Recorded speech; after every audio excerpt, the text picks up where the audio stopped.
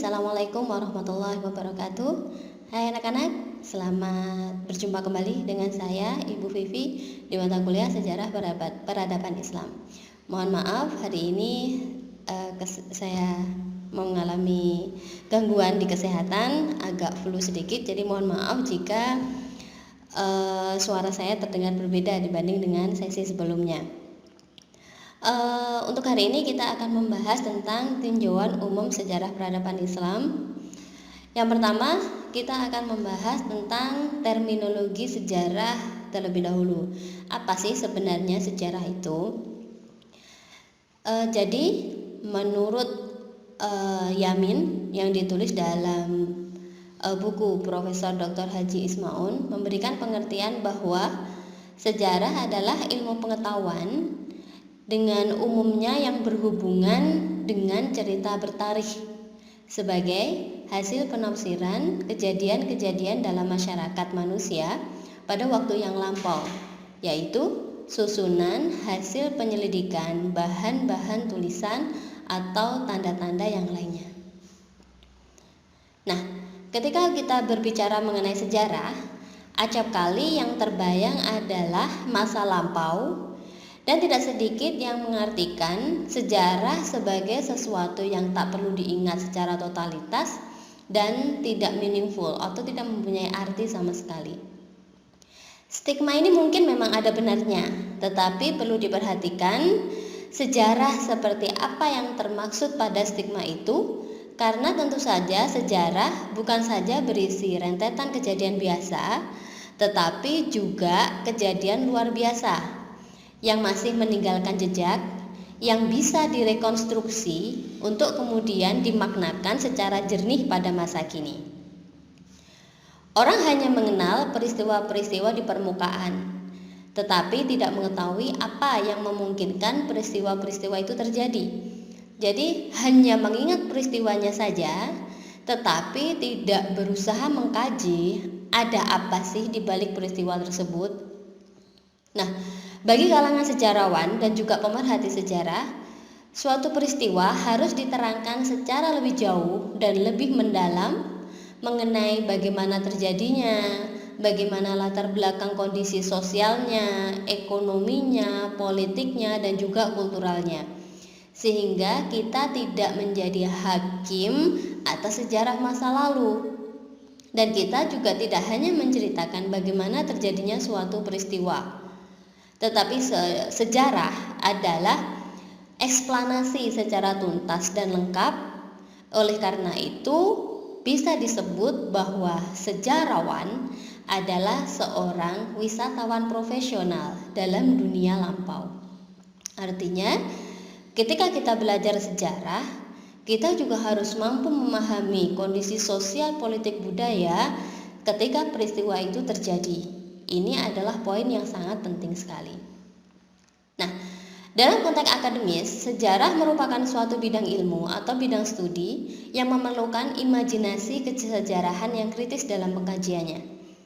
Nah, menurut Kartodirjo, sejarah dalam setting historis yang fenomenologis.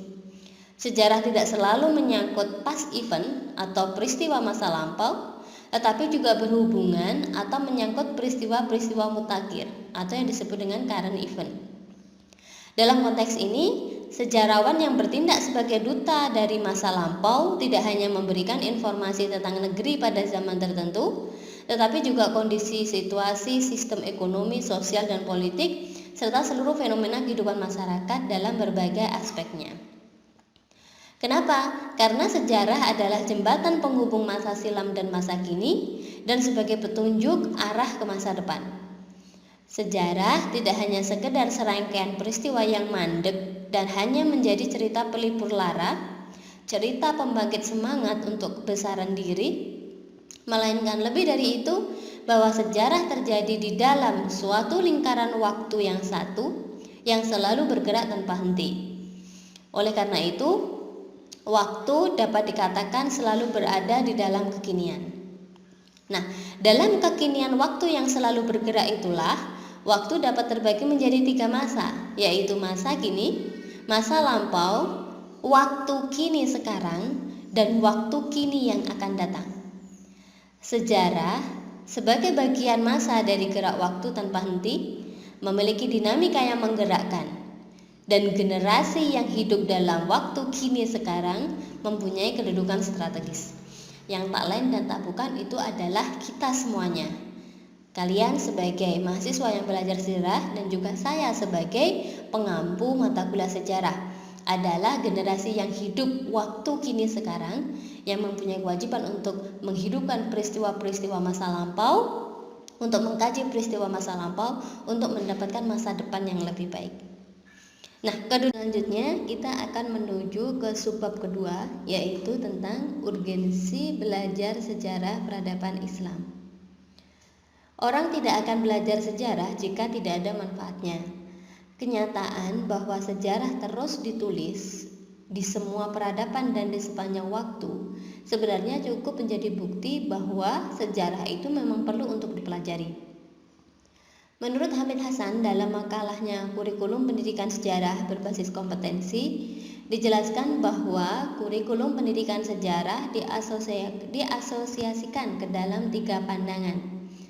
Yang pertama adalah perennialisme. Dalam pandangan perennialisme, sejarah dianggap sebagai sebuah wahana transmission of culture. Pengajaran sejarah hendaklah diajarkan sebagai pengetahuan yang dapat membawa mahasiswa kepada penghargaan yang tinggi terhadap the glorious past. Dalam konteks sejarah peradaban Islam, mahasiswa dengan latar belakang pendidikan apapun hendaknya memahami tentang pencapaian apa yang telah didapatkan oleh Muslim, baik capaian di bidang sosial, pengetahuan, pemerintahan, dan dalam bidang apapun. Selama proses pengkajian sejarah, tentunya akan ada banyak kebiasaan-kebiasaan masa lalu yang sangat mungkin direplika di masa sekarang. Nah, disinilah yang disebut dengan transmission of culture atau transmisi budaya. Sebagai contoh, ketika kita mengkaji mengenai peradaban di masa Bani Abbasiyah, tentunya kita akan membahas beberapa hal, antara lain bagaimana khalifah memerintah sehingga mampu membawa Islam mencapai peradaban yang mendunia, bagaimana konteks perekonomian dinasti Abbasiyah sehingga masyarakatnya hidup dengan standar ekonomi yang tinggi. Dua hal ini pasti akan kita bahas ketika kita mengkaji tentang dinasti Abbasiyah. Nah, maka segala hal yang berhubungan dengan dinasti Abbasiyah dikaji, dianalisis, kemudian menarik kemungkinan-kemungkinan yang bisa diterapkan di masa kini. Sehingga muncul kebanggaan dalam diri mahasiswa tentang capaian-capaian di masa lalu atau yang disebut dengan the glorious past. Namun jangan sampai the glorious past yang menjadi tujuan pembelajaran sejarah peradaban Islam ini membuai mahasiswa sehingga terjebak pada romantisisme sejarah. Perasaan bangga ini jangan sampai membawa mahasiswa pada tahap bangga saja, namun juga harus muncul komitmen untuk mempertahankan hal yang baik dan melanjutkan perjuangan yang ada. Romantisisme yang berlebihan dapat menjadikan mahasiswa berjalan di angan-angan sehingga memunculkan rasa sombong dan tidak melihat bagaimana fakta yang terjadi saat ini. Rasa the glorious past ini harus menjadi pemicu mahasiswa untuk meraih kembali kejayaan yang pernah dicapai masa lalu dengan cara yang sesuai dengan masa sekarang.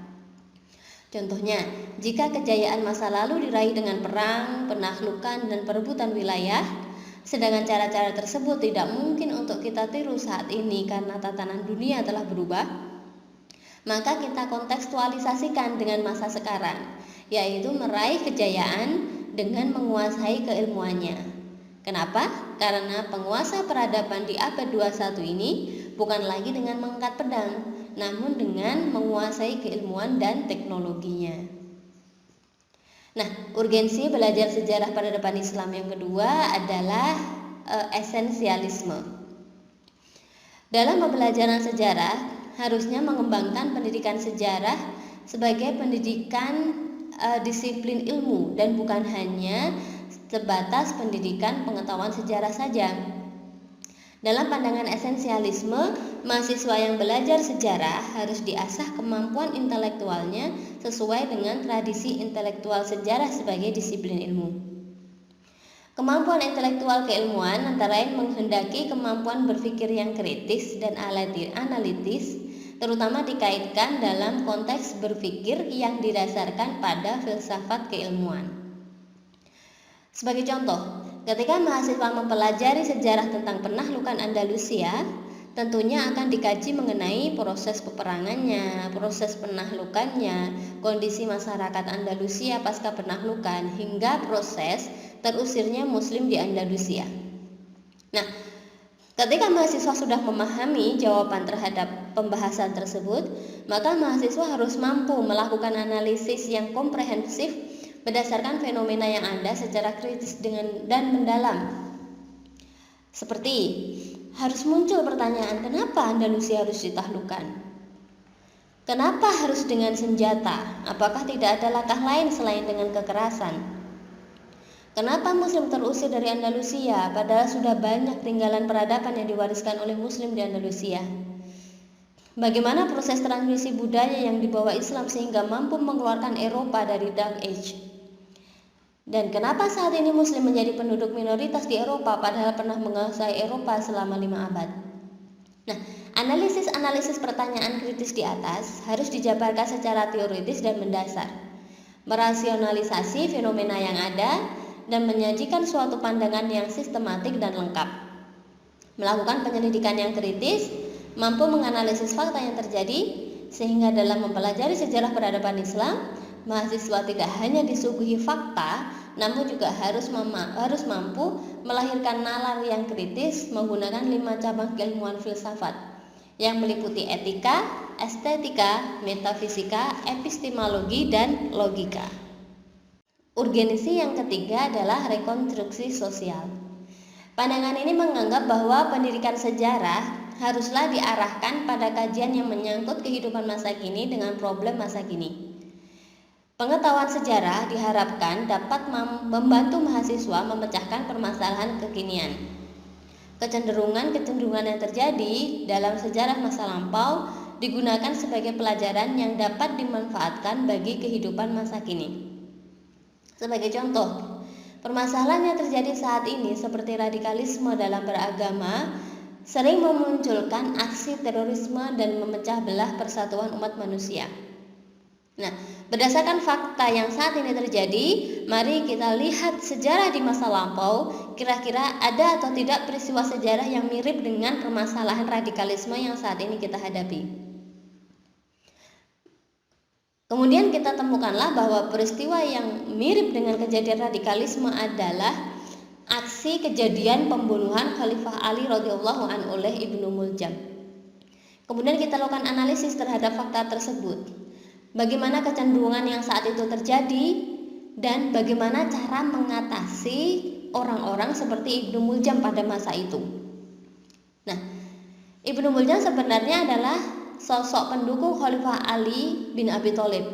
Sikap politiknya yang berbeda ketika terjadi perang Siffin yang mengawali ketidakberpihakannya. Berawal dari perang Siffin, kemudian ada kelompok Ali hampir menang dan Muawiyah menawarkan perundingan atau tahkim sebagai penyelesaian pertikaian. Ali menerima tawaran Muawiyah sehingga menyebabkan 4.000 pengikutnya memisahkan diri dan membentuk kelompok baru yang dikenal dengan Khawarij. Khawarij ini berasal dari kata kharaja yang artinya adalah keluar. Salah satu tokoh yang menjadi Khawarij adalah Ibnu Muljam. Khawarij menyatakan bahwa permusuhan harus diselesaikan dengan kehendak Tuhan, bukan perundingan atau arbitrase.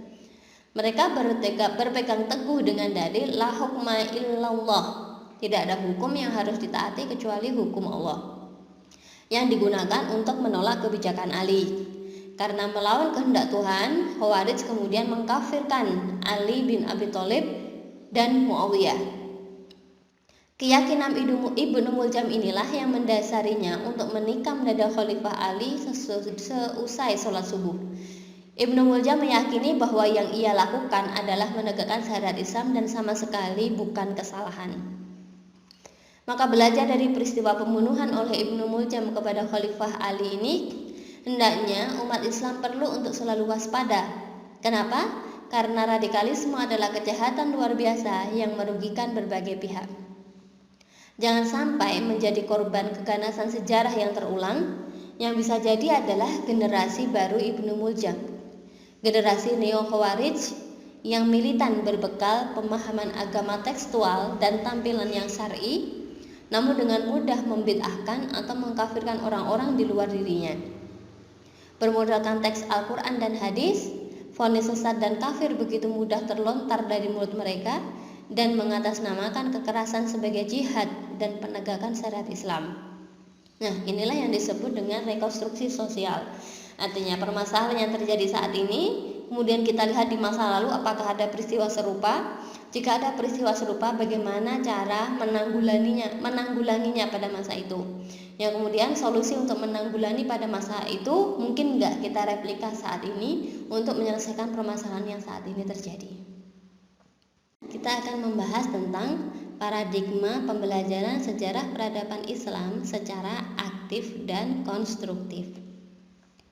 Inovasi pembelajaran sejarah dapat dilakukan dengan melakukan perubahan dari paradigma konvensional ke paradigma konstruktivistik. Dalam pembelajaran sejarah yang konstruktif diperlukan 4 langkah pengembangan sejarah peradaban Islam, yaitu yang pertama adalah konstruksi. Bagaimana cara pembelajaran sejarah peradaban Islam yang konstruksi? Yaitu kita menyusun narasi kecil atau small naratif dan juga berbagai narasi atau multiple naratif. Kemudian narasi-narasi tersebut disusun, dipahami, dihayati dan dicerna.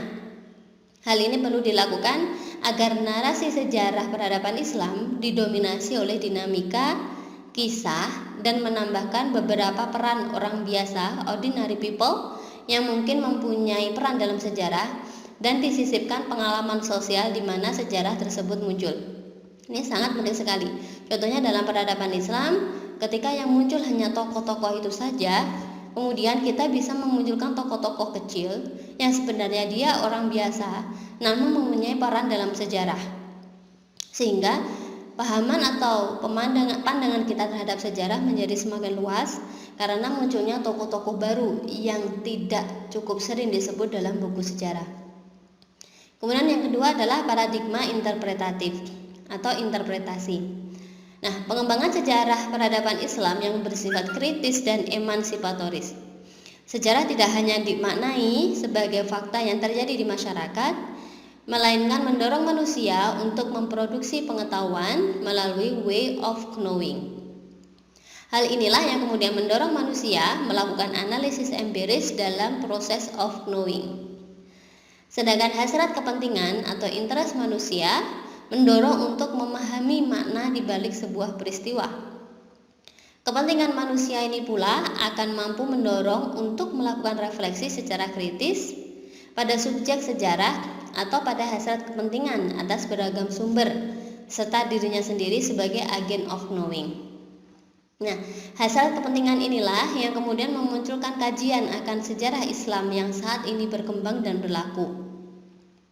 Interpretasi pada sejarah ini berfungsi sebagai sarana proses of knowing, sehingga memunculkan pertanyaan, dapatkah sejarah yang saat ini ada dijadikan pedoman, dan apakah perlu dilakukan pengembangan atau ada beberapa hal yang perlu dihilangkan dalam sejarah.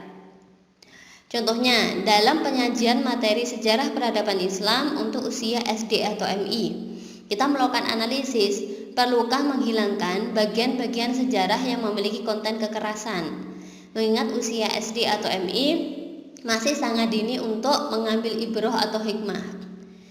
Meskipun kekerasan tersebut secara fakta sejarah pernah terjadi, seperti pembunuhan Khulafaur Rasyidin, peperangan antara sahabat di masa akhir kekhalifahan, dan perang-perang baik yang diikuti Nabi atau tidak, secara fakta ada. Tapi kita kaji ulang, perlu atau tidak memunculkan konten kekerasan untuk anak usia SD atau MI. Apakah lebih penting untuk menonjolkan kisah-kisah yang berhubungan dengan sikap toleransi, kesabaran, kepatuhan, dan juga sifat-sifat mahmudah lainnya. Kemudian kita juga melakukan interpretasi untuk sejarah tingkat lanjut, lebih menekankan pada fakta-fakta perjuangan para sahabat. Ini di tingkat MTS berarti ya, tokoh-tokoh di abad pertengahan, perkembangan peradaban, agar memunculkan semangat perjuangan pada jiwa peserta didik di usia MTS atau MA. Nah, jadi di interpretatif ini kita lebih melakukan kajian, kira-kira meskipun ini suatu fakta, tapi di level mana fakta tersebut kita ungkap, dan tujuannya kita ini untuk apa memberikan pembelajaran sejarah tersebut kepada peserta didik, sehingga mereka tidak salah tangkap. Nah, maka untuk interpretatif ini kita mengkaji perlu atau tidak sejarah-sejarah itu dihapus, atau ada yang ditambah, atau ada yang dikurangi sesuai dengan umur atau usia peserta didik tersebut. Kemudian selanjutnya adalah transformatif, paradigma yang transformatif. Nah, penggunaan konsep yang bersifat analisis, pertanyaan kritis, dan emansipatoris, sehingga sejarah mampu menjadi sarana penghubung antara masa lalu dan masa kini, serta mampu mengisi tuntutan globalisasi. Nah, proses transformasi ini menghasilkan hubungan simbolis antara peristiwa masa lalu dengan isu-isu sosial kontemporer yang sedang dihadapi masyarakat secara umum, sehingga mampu menghasilkan komparasi yang linier dan kerangka pikir sejarah yang lebih luas atau wide historical framework. Kemudian paradigma selanjutnya adalah rekonstruktif. Melakukan rekonstruksi sejarah secara kritis berdasarkan bukti yang diperoleh, menuliskan kembali kisah peristiwa berdasarkan jejak yang ditinggalkan, dan dianalisis menggunakan pendekatan ilmu sosial lainnya. Nah, beberapa konstruk konseptual ilmu-ilmu sosial yang bisa digunakan untuk merekonstruksi sejarah antara lain, yang pertama menggunakan pendekatan sosiologis, yaitu menggambarkan peristiwa masa lalu yang kemudian di dalamnya terungkap segi-segi sosial dari peristiwa yang dikaji.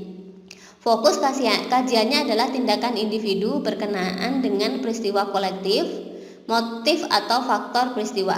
Misalnya dalam sejarah peradaban Islam, peristiwa perang salib, penaklukan Konstantinopel, keruntuhan Abbasiyah, dan lain-lain.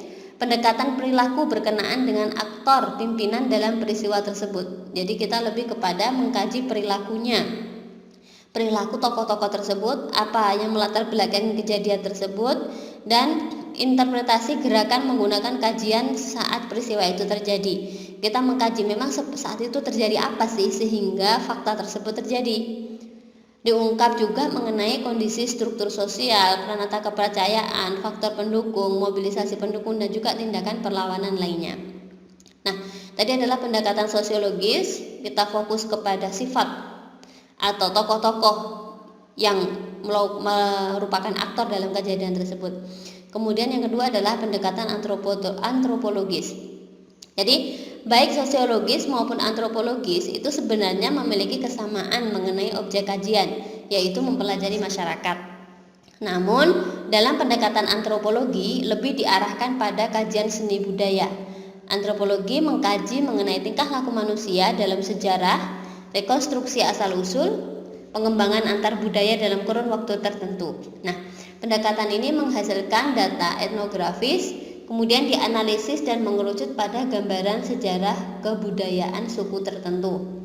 Nah, dengan pendekatan antropologis itu, contohnya ketika kita mempelajari tentang suku Baduy, kita juga memahami memang bagaimana struktur budayanya saat itu, bagaimana tingkah laku manusia pada suku Baduy tersebut, sehingga kita bisa memunculkan ini adalah tradisi Baduy. Itu adalah hasil dari pengerucutan gambaran sejarah yang sudah kita kaji secara luas. Karena kalau kita sudah mempelajari budaya dan suku serta sosial suatu masyarakat, lebih mudah bagi kita untuk memahami sejarah secara utuh. Baik anak-anak, ini adalah tiga pembahasan kita pada tinjauan umum sejarah peradaban Islam. Untuk pertemuan selanjutnya kita masih tetap membahas tentang tinjauan umum sejarah peradaban Islam, namun kita akan fokus pada korelasi peradaban dan kebudayaan, serta kita juga akan mengkaji tentang hal yang berkaitan dengan sejarah secara umum. Terima kasih atas perhatiannya. Kemudian untuk tindak lanjut dari penjelasan ini silahkan lihat di instruksi selanjutnya. Terima kasih. Assalamualaikum warahmatullahi wabarakatuh.